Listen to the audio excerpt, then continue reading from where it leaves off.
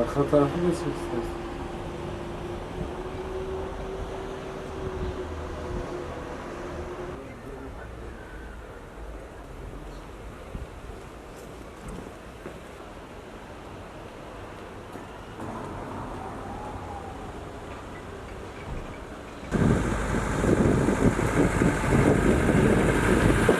Daha öncedeki özel idareye ait olan bu 1971 depreminden kalan barakaları belediyenin büyük katkılarıyla dolayı bu harabeyi buradan kaldırmalarına gerçekten çok memnun olduk, sevindik bir esnaf olarak.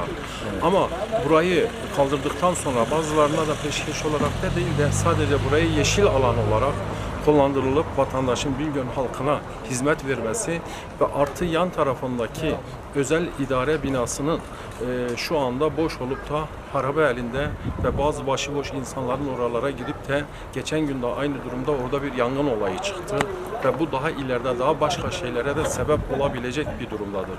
İsteriz ki oranın da bir an önce yıkılıp ve buraya bir çeki düzen verilmesi, burayı yeşil alan olarak Bingöl halkına bir park olarak kullanılmasını istiyoruz.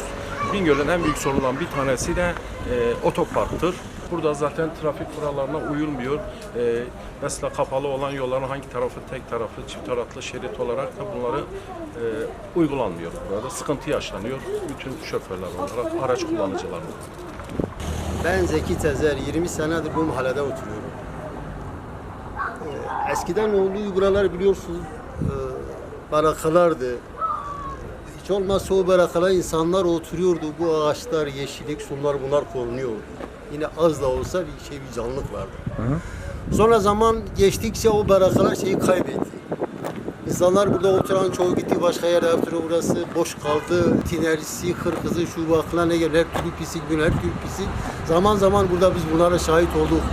Akşamları buradan bakkala, manava, şubu giderken itina ediyorduk. Çocuklarımız, gençlerimiz, bunlar geç saatlere burada geçmiyordu. Bunları biz canlı canlı yaşadık. O zaman buraya eski valimiz Sayın Ali Mantı Bey, belediye başkanımız Yücel ve şükranlarımız, saygılarımız, sevgilerimiz sunuyor. Allah razı olsun. O insanlar el attılar. O pislikleri boşalttı buraya bir düzen verdiler. Yıktılar. Yerine bize söylenen, biz konuştuğumuzda söyledikleri burası üstü yeşil alan, altı da öyle söylemişler. Otopark olacak, üstü yeşil alan. Park, çocuk parkı, oturma parkı, sayre verme, bunlar bu konularda bize haber verdiler, bize söylediler. Bize memnuniyetle, çevredeki sakinler hepimiz memnuniyetle bunu izlemiş, teşekkür ederek defalarca teşekkürlerimizi bildirmiş. Ancak 31 Mart seçimlerinden sonra burası terk edildi. Kaderine terk edildi. Hatta burası tek değil, özel idare lojmanları ve özel idare binası. Tinercilere, uyuşturucu tacirlerine, şunlara bunlara. Ben bu mahalle sakini olarak buraya soruyorum. Çevredeki insanları çoğuna sorun. Akşam saat 9'dan ondan sonra buralardan geçebiliyorlar. Bu devletin koskocaman bilmem davasa binasını ve lojmanlarını boş bırakanlar utansın. Gelsinler akşam görsünler kimler orada ne cirit atıyor. Kimler orada ne sıra pazarlıklar yapıyorlar. Yapmayın etmeyin. Yıkılsın buraya bir çeki düzen verilsin. Yeşil alan olacaksa yeşil alan, park olacaksa park, ne olacaksa bir şey yapılsın. Kaderine terk edilemez.